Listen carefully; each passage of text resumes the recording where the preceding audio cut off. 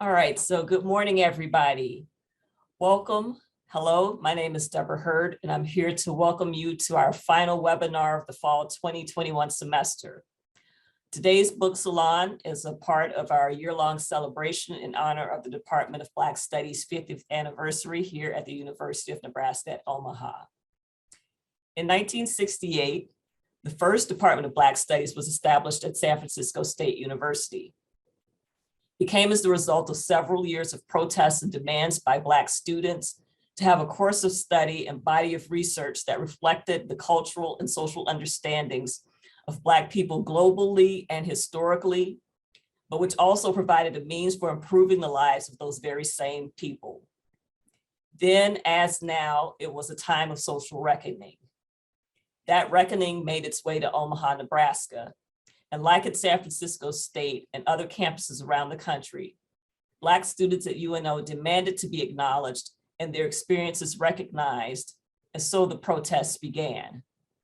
Then on November 10th, 1969, 54 Black UNO students staged a sit-in in the president's office for his failure to address issues of racial discrimination and cultural relevance on this campus. While peacefully protesting, the police were called and all of the students were arrested. The arrest of the Omaha 54, as they became known, galvanized the students and Omaha's Black community. Omaha's Black civic and social organizations and churches mobilized to bail out the 54 and to stand behind them in their negotiations with the university. One of their demands was the creation of a Department of Black Studies, and 2 years later, as a result of their continued demands on the university administration, in 1971, this department came into being. And here we are 50 years later, honoring the courage of the Omaha 54 and the continued support of Omaha's Black community.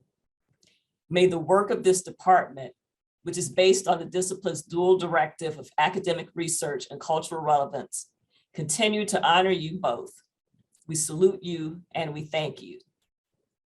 Secondly, we acknowledge that this university sits on the sacred tribal lands of the Native American people for whom this city is named, the Omaha, and that of the other First Nation people who regarded this land as a part of their communal homeland. We salute you and we stand in solidarity with you in acknowledging wrongs committed against you that can never be fully redressed. Finally, we stand in solidarity with those people who seek Mayat. Mayat is the ancient Egyptian concept of right, justice, fairness, right dealing. Dr. Mani, a member of our faculty, did a presentation on Mayat in one of our previous webinars, which you can see on our website. However, in the United States social system, our closest approximation to Mayat in the legal system is the pursuit of justice. So we stand in solidarity with the families of those who have been murdered and falsely accused and imprisoned as they seek to force those in power to right the wrongs that were done against them. We stand firmly and solidly with you. So today we are here to talk about Black history and particularly in relationship to children.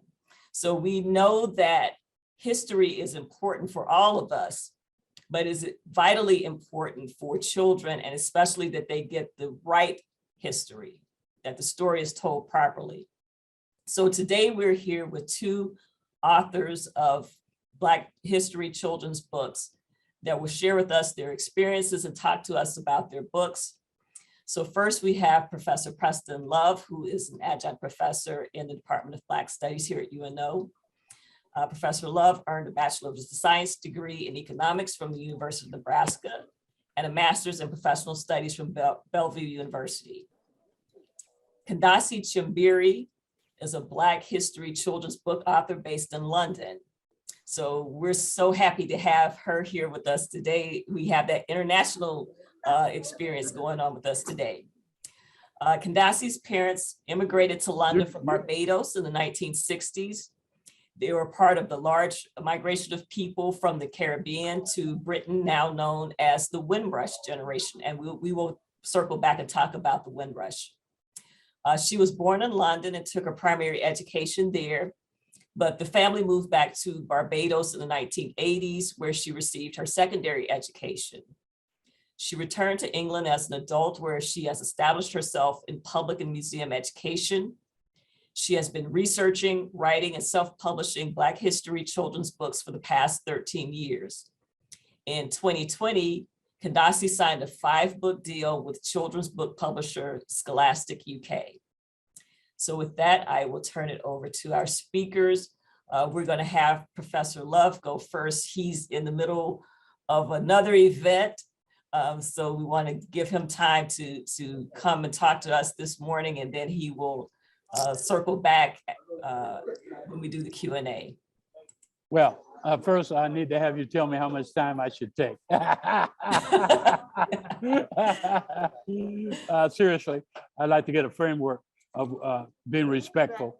All right, so let me start off by asking you a few questions. Okay. And so I don't have a graphic of your book, but I'm going to, and I was thinking that you were going to be at home because you have these in the background, but this is Professor Love's book, Your Bridge to History.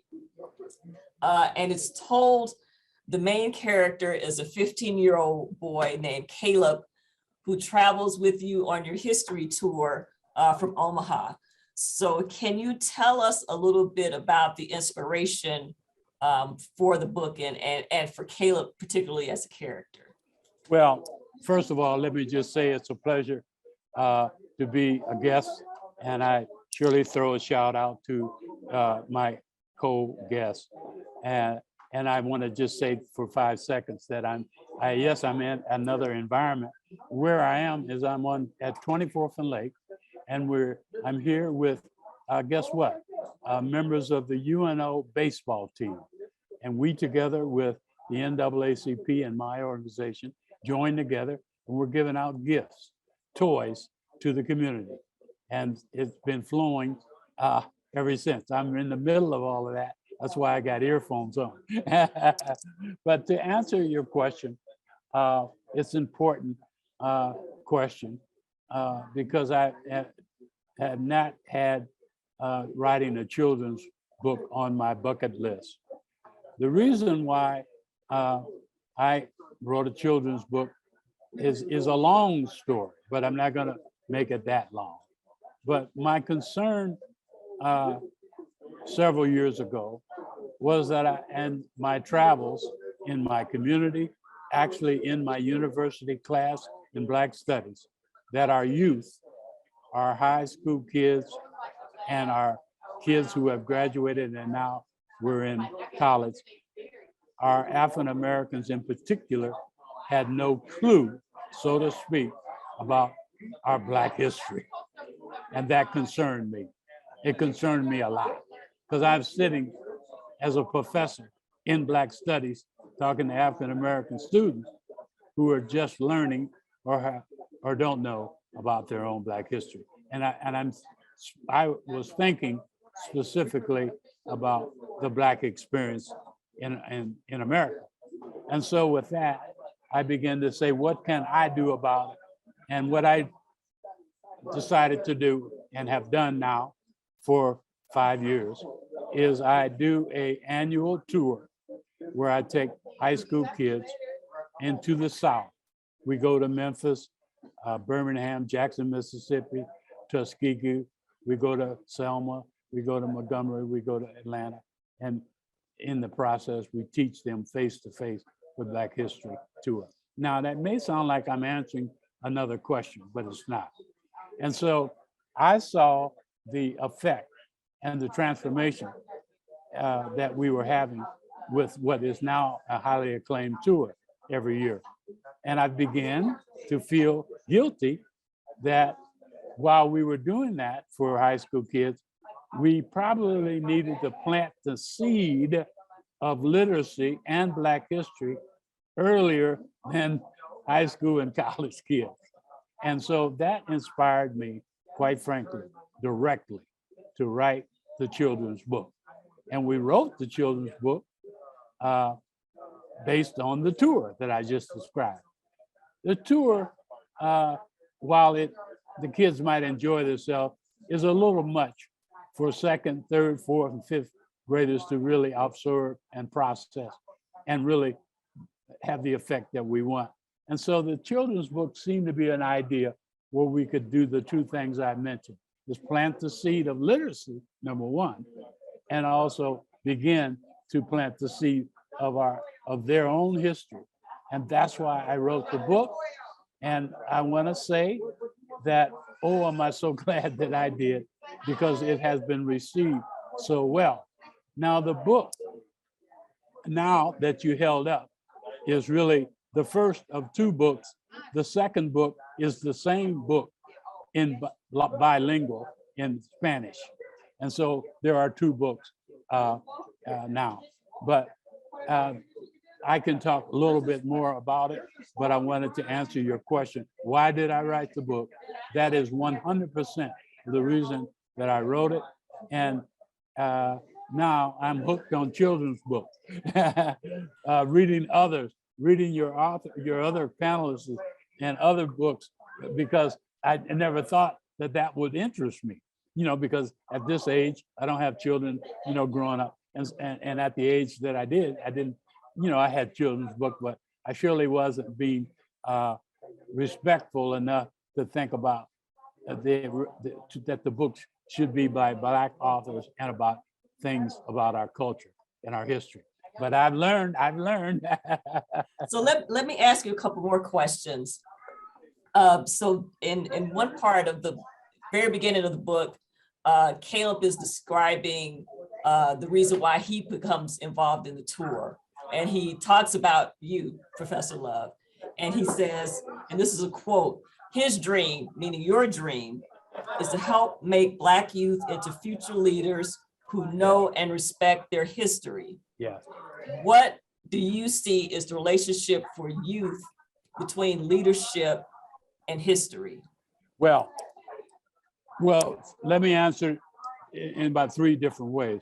First of all, I want to say that was my dream as it related to the high school kids tour. And so all of this accrues to the children's book. So the answer is the objective of beside the learning process for our high school kids was that I wanted to develop their leadership skills and their character. All right. But let me answer the real core of your question, which is, I'm a leader in the community. I'll pause, not for applause, but just pause and say, I don't want to have African-American leaders coming from these kids. I don't want them to be leaders if they don't know their culture and their history. That's the connection, is I want to develop the leadership in our youth who have the culture and the history as something that they've embedded and learned and respect. And I tell them to learn it, to respect it, and then to go out and make it. And that's the relationship. And that's why if he says he learned, but that's the lesson I surely teach. So I wanted to show this picture because I thought it was really a potent picture early on in the book. But so this is Caleb, but he's talking about sharing what he learned on the tour. Can I interrupt? Hold Yes. That back up. It turns out that there's some nuances that you might miss. And that is that it's 4 o'clock on that clock. Remember Okay. that. I don't know. I thought maybe that's where you were going. But so go ahead with your question, but I want to note that. So I just wanted to note the fact that he's talking to his father, but also a younger sibling. Yeah. So he in this, he's coming back, but he's coming back with information. So we talked about, I brought up about the intergenerational transfer of knowledge. We talked about that at the previous webinar. Yeah. But this is another one.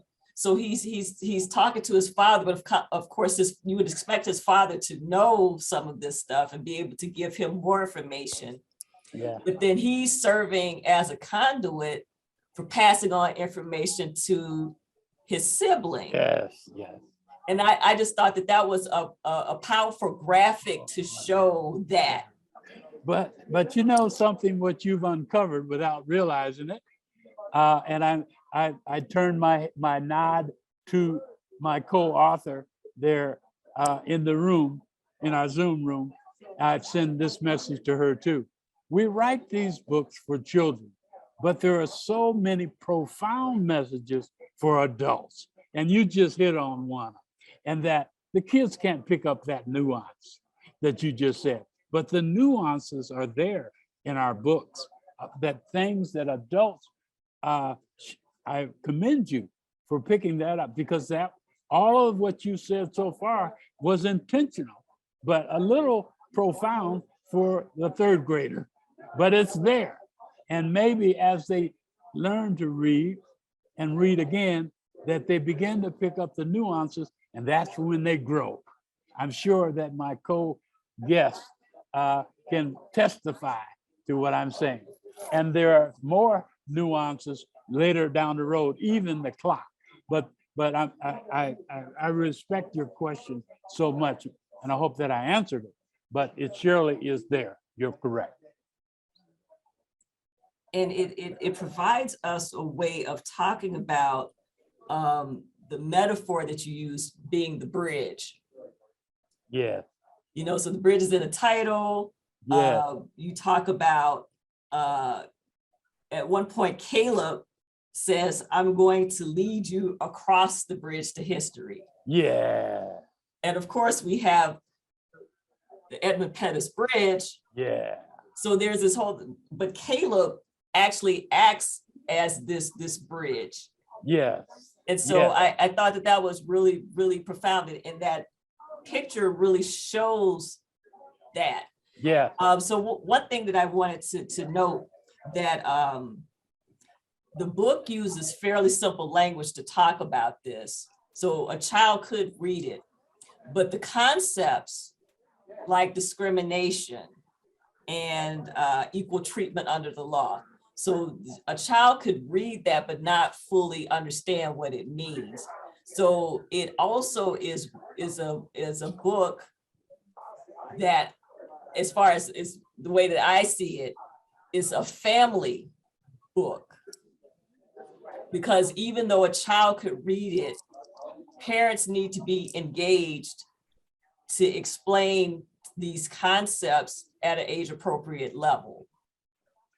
Very good, Deborah, Dr. Hurd. And may I say this, I have this other thing I was doing. I have chose to stay here with you because you're such a stimulating host. So I'm staying, and I want to hear from the other author. So I'm staying. So as you adjust and calibrate the times, you can do it any way you want to, because I'm here not only to talk, but to listen and learn myself. But in terms of what you just said, I just marvel at your picking up on some of these things, but they're all there, just as you stated. And I want to mention this. I think it'll be fun for the audience to know that the mother of Caleb was the mother of the real Caleb, whose brother went on the tour. So there's all kinds of interplay, but the illustrator is the mother of Caleb, for real. And so there's all those kind of fun things in there. And the brother was your co-panelist on the webinar that we had about the Black History Tour. And his name is Justice. Okay. And so that's a lot of fun. And what a great story about how we were able to watch and be part of the transformation of the growth of that young man. But his mother was the illustrator. And I'll tell you a really quick story about that. Hold on for a minute. I have to say a goodbye to my UNO, I say, this is a UNO Zoom I'm doing, but this is a UNO, I want y'all to say good, hello. but this is a UNO baseball team that they were down, and together they've been giving out gifts to people in the community and meeting people, and they're going to go undefeated because of this. Yeah. All right. Now, if y'all lose a game, blame it on the coach, because y'all did what y'all did. So look forward to working with you guys in the future, and I hope you enjoyed yourself. Come back again, my friend. All right. Yes, sir. It was great. It was great. It was great. And I want to mention that not only was, well, there's still some here, the baseball team here, but the Department of Urban Studies is down helping us give out gifts. Isn't that wonderful? Mhm. And these community are meeting people, and these young men have never been to North Omaha, most of them. And that's part of my sub-objective of this thing. And so there's a lot going on, and it all comes out in the books we write. Mhm. You know, it's not, we're just going to write some kind of book in the abstract. We're trying to do things, make progress, and make initiatives with our books. Go ahead, I'm sorry. So right quick, so the last thing I wanted to kind of cover with you, and then we'll switch and talk to Kandasi for a while. So there were QR codes in the book. And so the last QR code is linked to a video of, I guess, the first tour. Yeah. And so I watched it, and I was really struck by one of the stories in the video. So I'm going to show that. Okay, great. So if you want to see the video of the latest video, then you should check out our webinar that Professor Love did, where he's specifically talking about the tour. But I wanted to bring this particular clip out, and I'm talking about it in relationship to the news this previous week, where there were some questions about removing books in Tennessee. So some mothers got together, and they requested that some books, one was on Martin Luther King Jr., the other one was on Rosa Parks, and they said that they allegedly they traumatized children. And so I wanted to bring this out because this is not even a book. This is real life trauma that this young lady is talking about. So I'm going to share the screen and show you this clip, and then we can talk about it.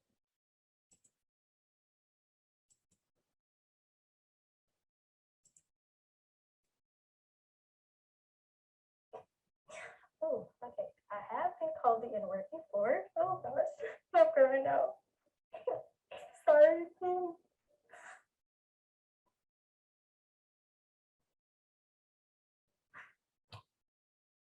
I've never told Raven that, so now she knows.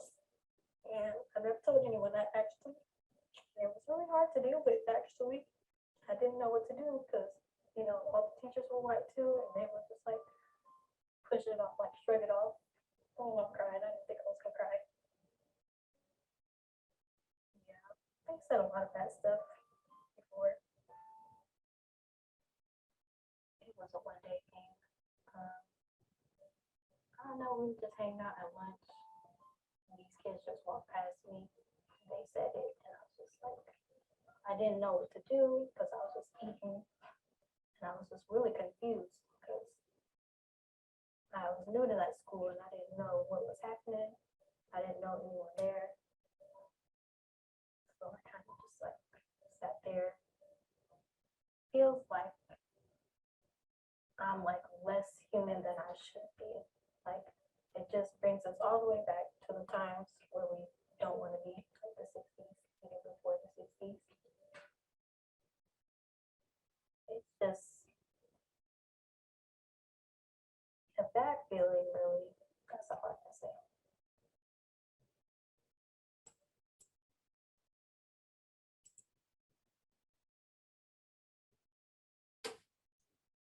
So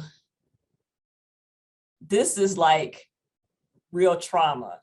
And these are things that children, Black children, are still experiencing. And so I think that books by people like yourself and Kandasi that help us to kind of put them in historical context are helpful, but it also, you think about it, the things that you're talking about and you're showing them in the tours, there's still vestiges of that it still exists for children who are growing up and who are in school today. So I think that those issues can't be overlooked. So that's the reason why we really do need to talk about history, because the history, all that history is not in the past. Some of that history continues.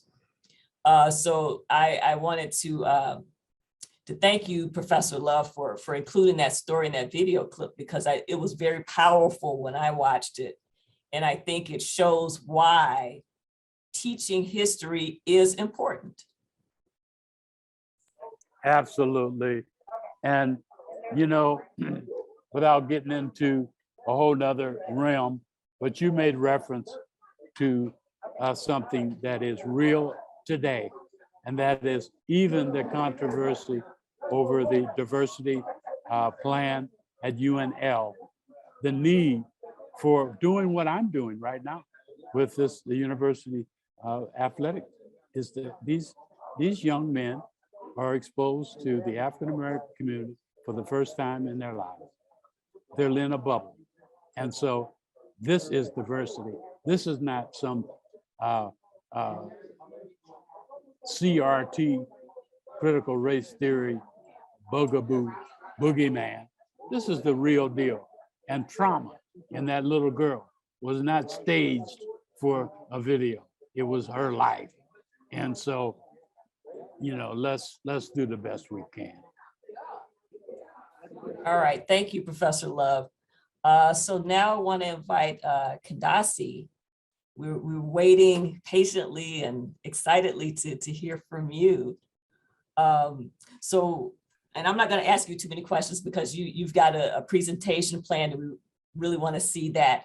But one of the things before we get started, though, I wanted to ask you what motivated you to begin writing these children's history books?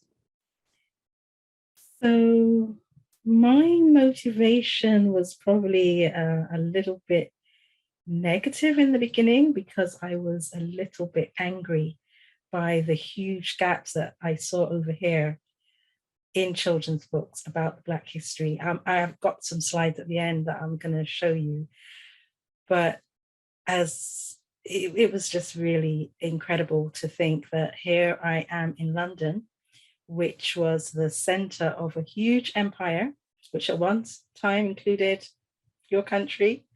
So much history, so much Black history, included Barbados and other countries as part of that empire. And you could not see any of this history in children's books. I was so shocked and disappointed about it. And that's what made me start to do it. I'm not one of these people who wanted to be a children's author from the time I was 6 and, you know, all of that kind of thing at all. It was something that I've only started to do 12 years ago, still learning about writing and books, but it's something that I really felt we needed. And yeah, and the need is still there, definitely still there. So before you get into your presentation, could you let the audience know the significance of your name? Well, of course, being a name that is inspired by the Nile Valley, yeah, so it's Kandasi, which means Queen Mother, an ancient Kushite queen, and we believe the name means Queen Mother. Okay, so I'm going to share my screen, and I hope you can see the presentation. Please let me know. Can you see the presentation? Yes, we're good. Great. Okay, so I will just go through a couple of slides with you. I've got a few slides here just to tell you a little bit about the books that I've been doing. So I started self-publishing, and my first book was self-published in 2009. So I've been doing this for about 13 years. These are my first 4 books. I had been thinking about it for a while before that, I must admit, And the initial idea came about very much, as I was just saying to Dr. Hurd, from a place where I was just basically noticing these gaps. Because as Dr. Hurd said in the beginning, I was born in London. My parents came here, part of the Windrush generation as they're known now. They came in the 1960s. They went back to Barbados in the 80s. And so I had all of my secondary school education there, which you would call high school education. And then when I grew up, I decided to come back to the UK. So I came back to London. And it was just really by accident. Obviously, I loved history. I'd learned Black history in school in Barbados. I loved the museums that were available here. Loved going to, seeing all of this stuff available. But then I noticed that there was a gap between knowledge and what was being filtered down to people, and in particular children, in children's books. And I just couldn't understand it, because even from going to school in Barbados and from just going in museums, I could see that this information wasn't in the books. And that's what motivated me really to start doing this. And I had challenges because I'm not an academic.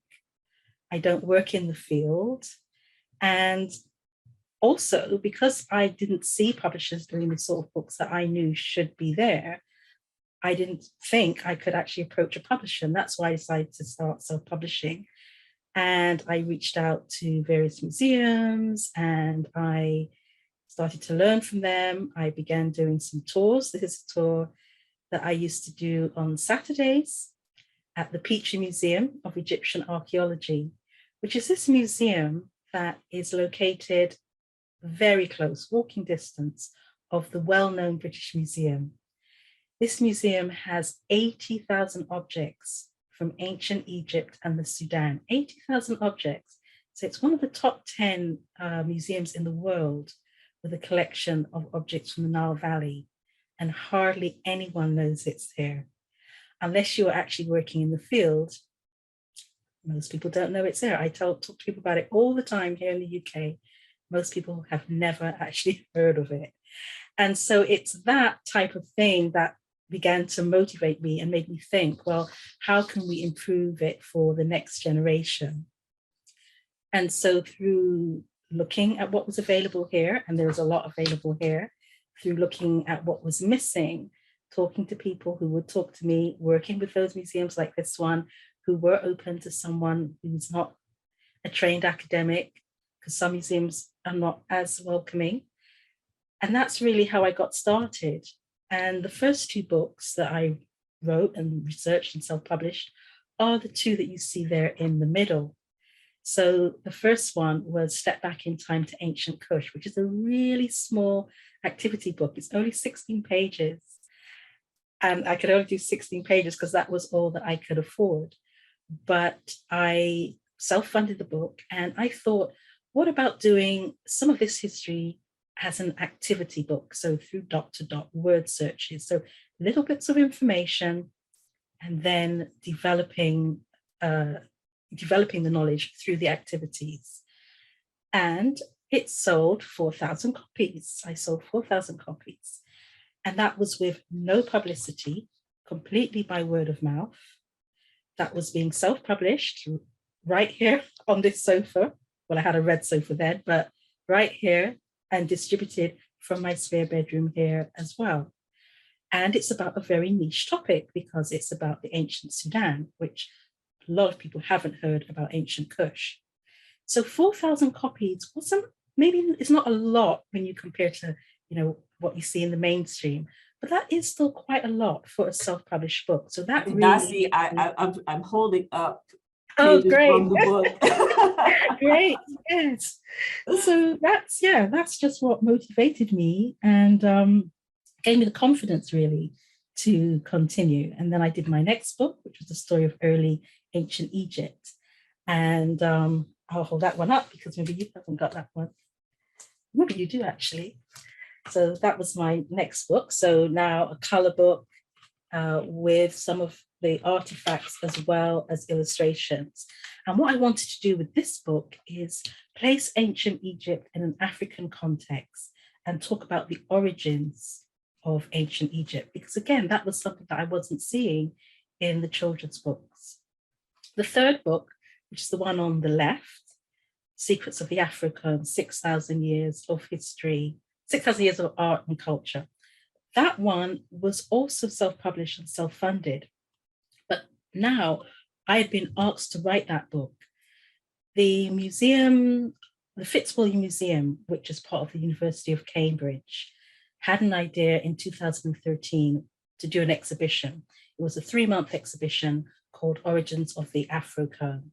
And because they knew about the work I was doing, and because it seemed to tie in, they asked me would I do a little book to go alongside it.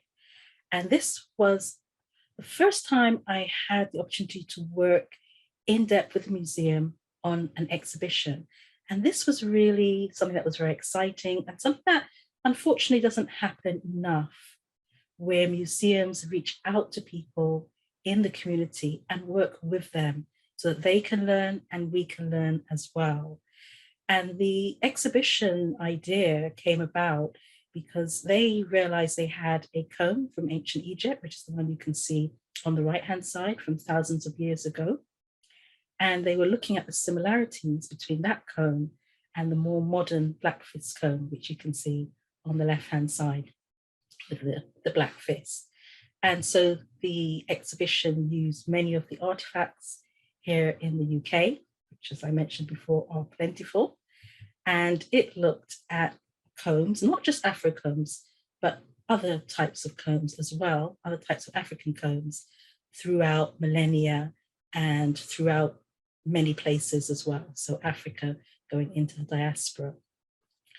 And then I took a little bit of a break because one of the things that I didn't realize when I started self-publishing was how hard it would be to try to distribute these books, to have to chase invoices, to have to do all of this stuff. It's really, really tough self-publishing. I'm glad that I did it, but it was tough. My last self-published book was called The Story of the Windrush. And this is the first book that I did that was based in modern times. So it's about modern history. But again, the idea came about in a very, very similar way. The Windrush event, the arrival of a ship from the Caribbean in 1948 in Britain, is a really important point in modern British history. It's an important part of Black history, an important part of British history. And even though this is considered the starting point of discussions about multiculturalism and immigration in the UK, I didn't see this information in children's books. There may have been one or two before, but I hadn't seen them. So this event took place 70 years before. And yet I grew up in London when I was young, in primary school, never saw books about this, didn't know anything about it, other than my parents' experience, because we call all the people that came between 1948 roughly up to about 1972, we call them all the Windrush generation, but they're named after the arrival or this one journey on this one ship, which was called the Empire Windrush. So in 2017, I thought to myself, well, next year is the 70th anniversary of the arrival of the Windrush. Haven't seen books about that, so I'll do a book about that. And that's where that idea came from. And I was very inspired by the gentleman you see here. His name is Sam King. He passed away a few years ago, but he had arrived from Jamaica on the Empire Windrush, and he had written an autobiography. He talked in documentaries about his experiences of coming to Britain, how the Windrush generation were treated, how difficult it was at that time. And he went on to become a mayor of one of the boroughs in London, a borough called Southwark, where I live now. And he gave talks. And so when he was alive, I went to his talks, very much like how a young person or younger person now might go to a talk by someone from the Omaha 54. So I heard him speak several times. It was very inspiring, but I didn't think at that time of writing a book. It came a bit later, but then eventually I did. And the book was also very well received. Unfortunately, part of it was through some negative events that happened here with what we call the Windrush Scandal, where owing to a lack of understanding of history, some people who had arrived in Britain, what we call the Windrush generation, arrived in Britain at the time when the countries they came from were part of the British Empire. And the Home Office here hadn't understood that history. And many of these people were wrongly deported, denied healthcare. It's been a whole scandal. And basically they're now entitled to compensation. So there are consequences to not knowing history. 2020, we met some of those consequences. I don't need to recap the events that happened last year. But as a result of that, I did make a decision that perhaps I might need to reconsider my position on self-publishing. I felt I'm getting older. I felt that this type of information maybe could be better distributed by a mainstream publisher who have the contacts, who have the distribution, who could do a better job than perhaps I could do just here. So I did reach out, and Scholastic UK offered me a 5-book deal, which Dr. Hurd mentioned. One of the stipulations I made was that in any deal I was offered, the Story of the Windrush had to be reprinted and republished and made known to a wider audience. And they did that. They have produced lesson plans, which are free for teachers here in the UK to download. And the book is slowly but surely being used by more and more schools and libraries. So it is helping. Now I have other books to write. The last one that's just come out is called The Story of Afro here, 5,000 Years of History, Fashion and Styles. And this is a book that I had wanted to write since about 2013, when I was working on that Origins of the Afrocomb exhibition and the Afrocomb book. Because what I saw was that that book was so well received, and that exhibition was so important to people who were interested in hair, even though it wasn't directly about hair, it was about Afrocombs, but people who were interested in hair really liked it. And I thought to myself, maybe we need a book that focuses actually more specifically on the hair. And that's how the idea came about. And now I was able to do it. And it's a lovely book. It's they've done a really good job. They've done a better job than I could have done myself. It's beautiful. It has gold foil. All the pages inside are color pages. It's just a lovely book in the way it's been produced. So I'm pleased that I did make that decision to perhaps get more help in the work that I'm trying to do. So the book is not about hairstyles. It's not a hairstyling book. It's not a book that tells you how to create these styles. It is a book about Black history, but it's about Black history through hairstyles. So it explains the context around hairstyles, and it covers ancient, medieval, and modern times. It's not exhaustive. I would say I had to leave out about 50% of the things I wanted to put in the book because there's so much. But I feel it's something that was important. It includes history from Africa, from the US, but also history from right here in Britain, which I hadn't seen before in children's books, such as people like these men who pioneered, have helped to pioneer the Afro hair care industry here, and yet people here hardly have heard of them. So I'm quite pleased in the way that it's been received. Now, this is a photo that I took in 2018. This was taken in one of the largest bookshops in London, actually possibly in Europe. And this is the type of selection of books that you will get here or would get here during Black History Month. And it tended to be very nice books, but very, very, very same year after year after year, quite a small selection. So we are seeing some movement. I am seeing some movement. There's a wider selection of books, but there is still a lot more that needs to be done. Definitely here in the UK, but I also know in other places as well, around bringing Black history to children. And what I also find interesting is that the books that I write are not only of interest to children who are African descent. I am finding that children of other backgrounds are also wanting to learn this history. So that's my mission. That's what I'm doing. And I hopefully will be able to continue doing it for as long as possible. Thank you very much. Thank you, Kanasi. That was great. And the book is fabulous.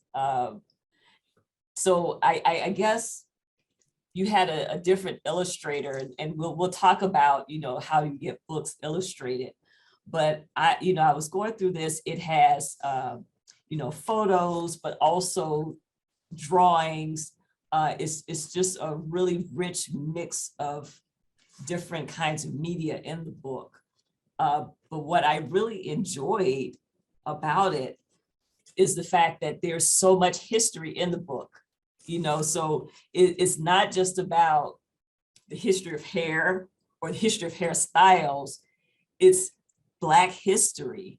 And then, so the people who are influential in the movement to have the Afro hair care industry, they are contextualized within larger historical movements. And I think that is really, really is fascinating. And it, as far as sharing it with children, it's very informational for parents as well. So again, it's this family type book.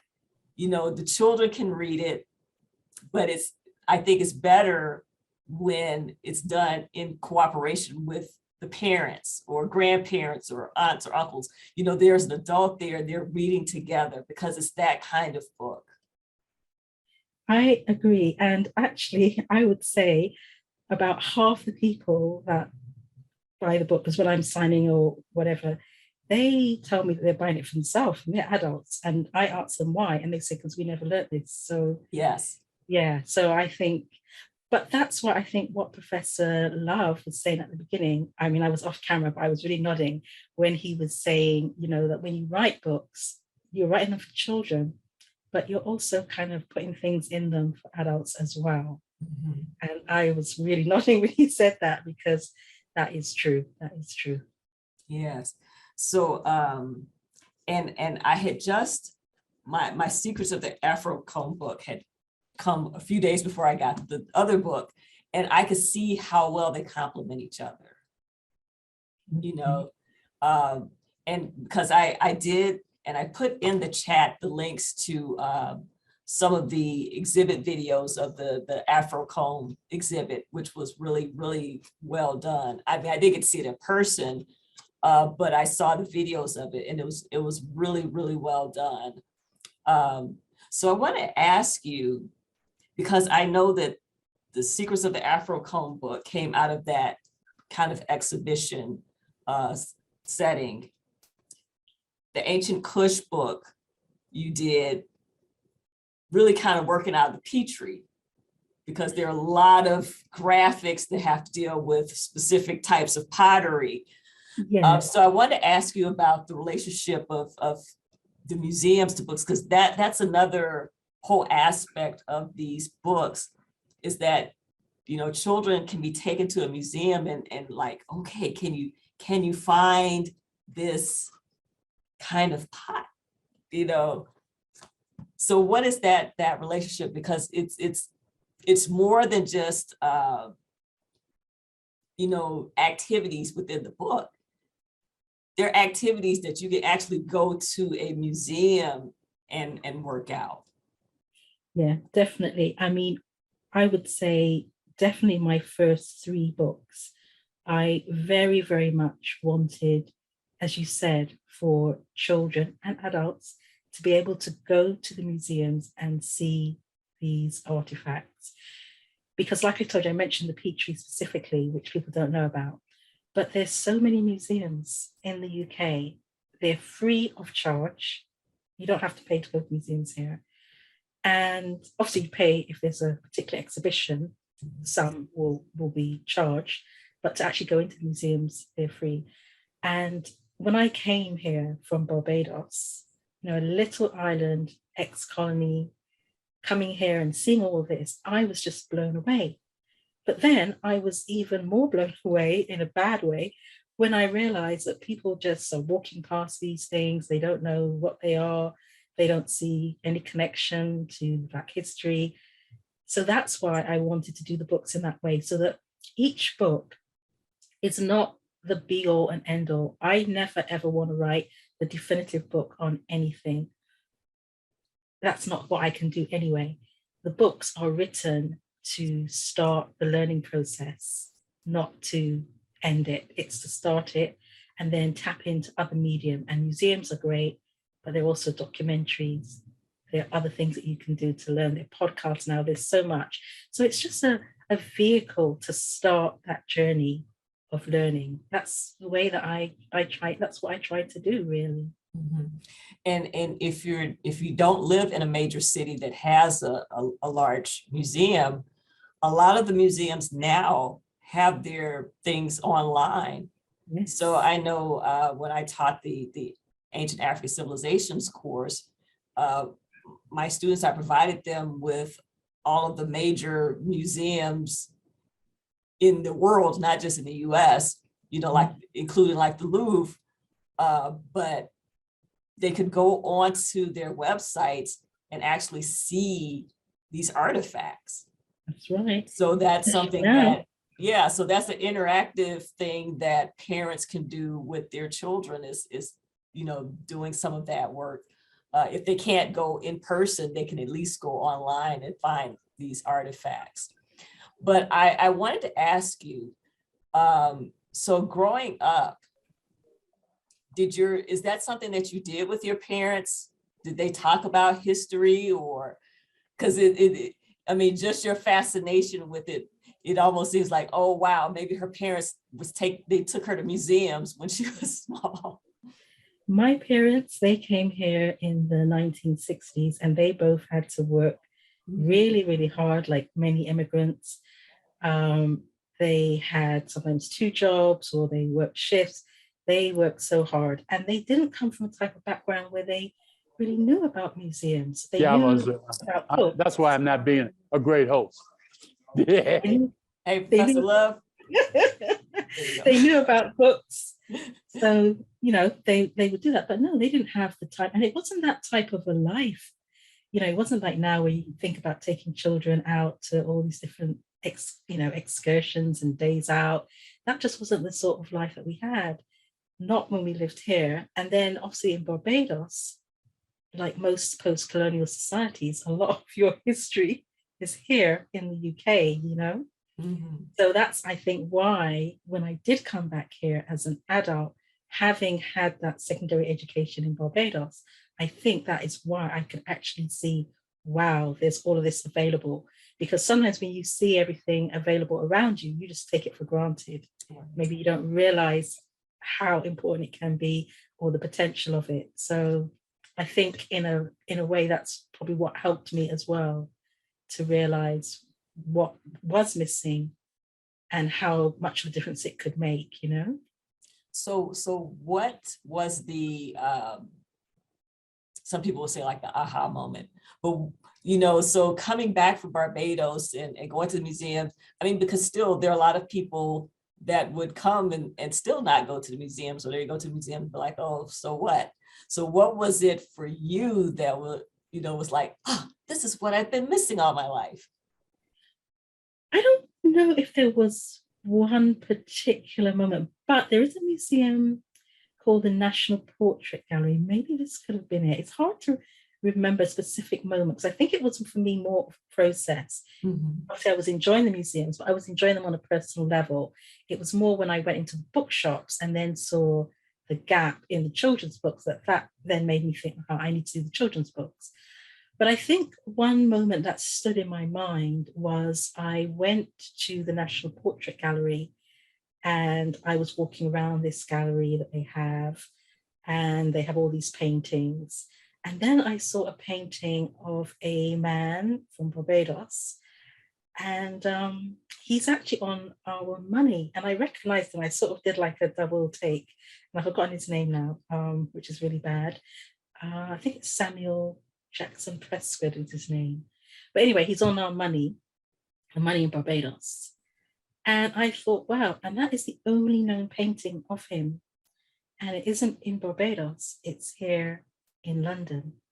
And people just walk by that, millions of people, and don't realize the significance. So it's incidents like that, seeing things and maybe seeing a few things that I did see in my textbook in school in Barbados, then seeing them, oh, they're actually in the museum here, because there's so much, and it's not really being used or displayed or explained in the way that I felt it should be or could be.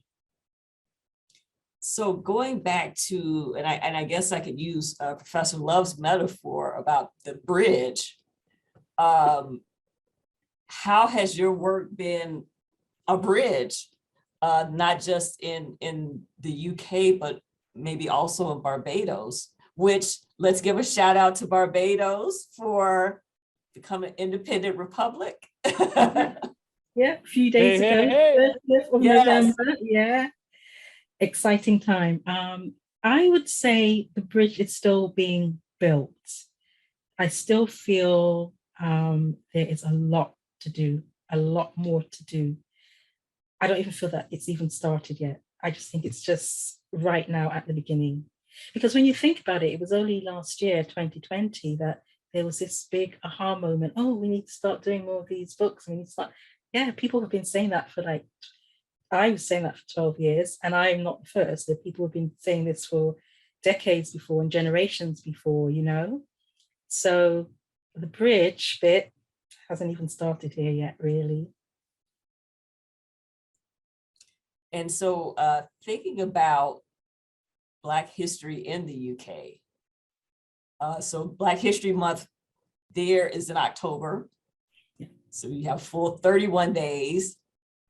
But how is that really in practice? I mean, your book came out in October, so it was prime, for Black History Month. But how is Black history really being practiced or, pushed in the larger community? How is it being received by Black Brits? Yeah, so for me, I'm a little bit concerned about where we are at with it.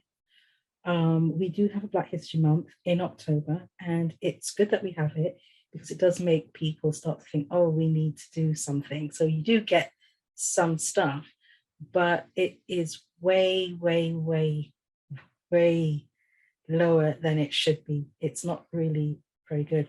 You have a few people who are sort of saying, well, why do we have a Black History Month? And, we should be doing Black history all year. But the problem is that even during Black History Month, a lot of what you get isn't actually Black history.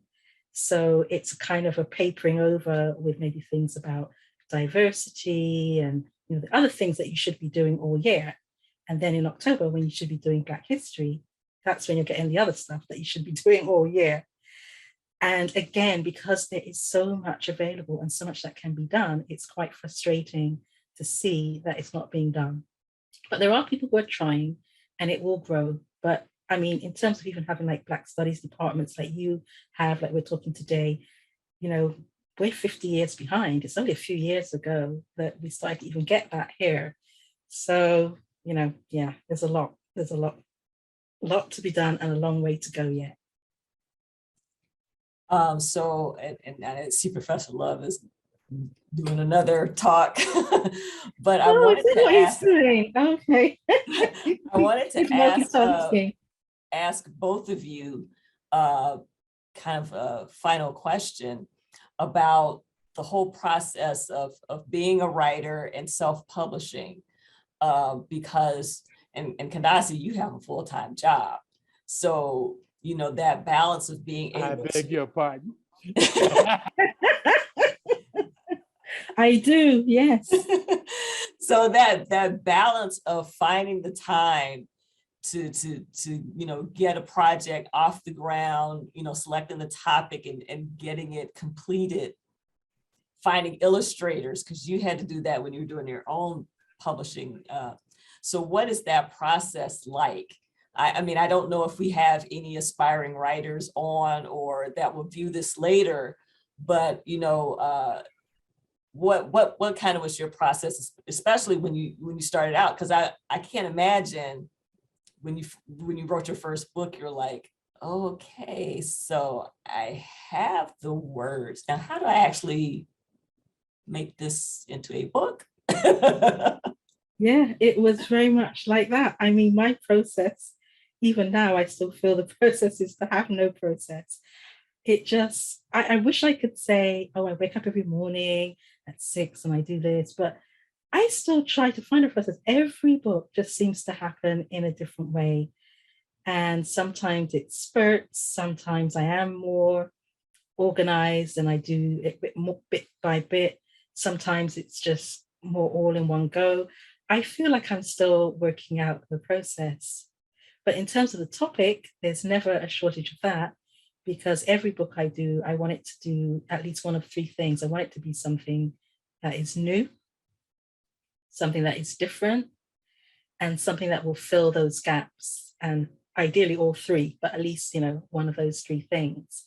So there's no shortage of topics. And so it's just a question of just getting it done somehow. How did you find your illustrators? Because even in your early work, the illustrations are fantastic. I mean, I'm looking at when I pulled out the Ancient Kush book and I looked at it really closely and I was like, that's a column from Musawarat Asufra, you know, Yeah. and they have the elephants going around inside the great enclosure, you know. So this is actually one of the it's the area, the site of one of the temples that I'm doing my dissertation on. So when I looked at this, I was like, Oh, you I recognize that. Yeah. So how were you able to find these illustrators? Because they did phenomenal work. They did, and I just found them on the internet. You know, you have all these different sites like Upwork, and I think at the time it was Elance and Fiverr. And literally all I do, because when I self-published, obviously funds were really limited. So I would just go on there and look for illustrators that I liked what they did. They could still do good illustrations, but obviously were not too expensive. And then what I do is I give them all the references. And like I said, this stuff is all available. There's things on the internet, you can take photos in museums. So then I would just literally tell them, I just want an illustration of this, give them the references and let them do their thing. And that's how it was done. And a lot of these illustrators, they, I think, were so excited that they produced such good work, because I think for even them, it must be quite boring doing, I don't know, another illustration of a unicorn, or I don't know, you know, the same books that children have all the time. So I think they were actually quite excited by doing something that was really different. And that's why I think they gave that good quality of work. Wow, I wish I would have said all of that. You know, I was struck by your answers about something new, something different, filling in the gaps. I'm so impressed by you. It's a pleasure to meet you in this forum, and I honor your heritage and your history, your culture. And just my quick answer to the question is a quick answer because it's a true answer. Some answers don't require a lot of stuff, right? But what I wanted to say about my process was that I don't really consider myself a writer. I don't. I've written 5 books now. I've written 5. but I still don't consider myself a writer. And if you will allow me to say, I consider myself a voice. It's my voice that's on paper. I'm speaking, I'm showing and conveying my experience and my wisdom, and I'm putting it on paper. So the writing part is the easy part because I regurgitate it. And by the way, I think it might be of interest to the people who are watching is I have been given a God's gift that I, in more recent years, realized, but God will give me a book like a fire hose. They give it to me at once. And I have to rush to get my pencil and paper to get it, at least the essence of it, because I get it all at once. It's an inspiration. And it may be 3 in the morning. It may be when I'm doing something else. It comes from God. I know it's coming, but I don't know when. It's kind of like we don't know when the Lord is coming either. But I want to say that not to be cute or not to be clever. It is actually something that I believe in and have been part of my process when my books come out. And I want to say this, that repeating that it has been my voice that has ended up on paper. But then, like you, we have to figure out the process to get it. Yeah, you got it on paper. Now, how you gonna make a book out of it? And once you kind of have gone through that process once, the first one is horrible, but once you go through, you kind of have a rhythm. You kind of know what to do and what not to do, and all of that. And that process gets easier every time you do a book. I surely kind of enjoying it now. It was scary, the first one. I'm sure you can agree.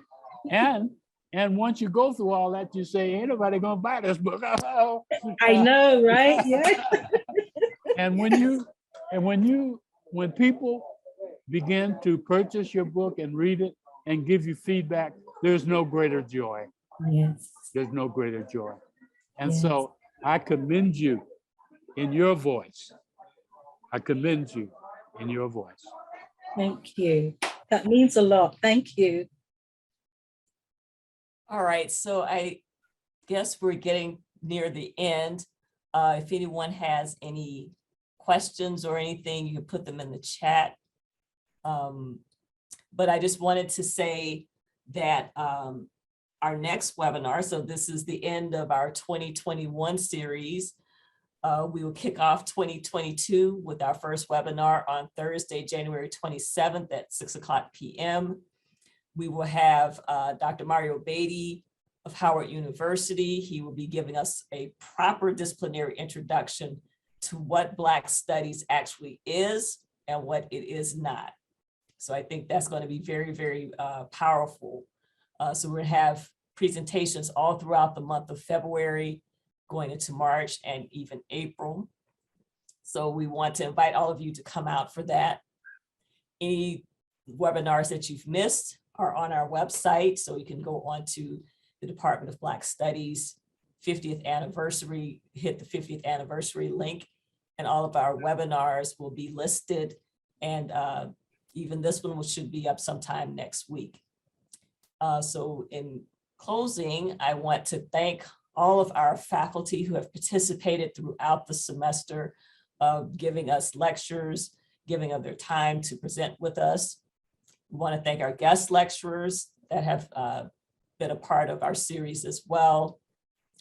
We want to thank our partner, Chris Library Special Collections, they've been instrumental in all of this from the very beginning. Specifically, we want to thank Amy Schindler, who has worked tirelessly to help guide us and give us instruction as we're doing this. And Claire Delaney, who has helped me to get all of this information out. She's helped me email to our different partners and make the community aware of these webinars. We also want to thank Courtney Kopetz, who's the Communications and Media Specialist person for the College of Arts and Sciences. She's the one who keeps our our website up and going. So she also is the person that gets our webinars up on the Arts and Sciences YouTube channel. So we really want to thank her for that. She makes sure that these announcements go out to the whole university community. And lastly, we want to thank all of you, our audience, for coming and joining us this Saturday morning, but also for being there with us and joining us in other webinars. We want to thank you. We hope that you will join us again during this holiday season. However you celebrate, we want you to stay safe. That's the first thing, stay safe. We want you to be blessed and also spend your time being a blessing to others. So have a very good evening. Thank you for coming, and thank you, Kandasi and Professor Love, for sharing with us. And we look forward to seeing you in the new year. Make sure you go buy the books.